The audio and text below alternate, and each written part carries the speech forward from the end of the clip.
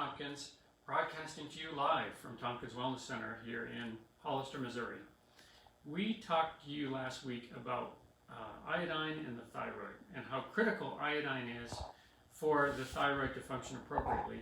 And we said that iodine is deficient in most people, and we brought out this dreaded periodic table of the elements, which makes everybody shudder, most people.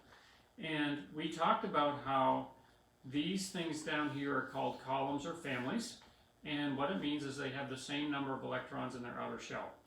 Bear with me, I'm going to make it fun, I promise. Fluorine, chlorine, bromine, and iodine all have the same number of electrons in their outer shell. So imagine again, like we said last week, that the thyroid is the beautiful lady, and she has 4 suitors, 4 men that really want to court her. Well, iodine is really the knight in shining armor ultimately, but there's some other imposters that really want to get in and have their attention from Miss Thyroid as well. Well, the problem is that iodine in most cases is deficient. And so, you miss 100% of the shots you never take. If you're not hanging around, you're not going to get chosen. So first thing we have to do is take iodine.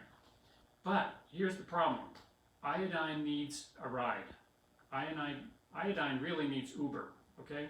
So what is the Uber ride that iodine can take into the cell? It is actually sodium.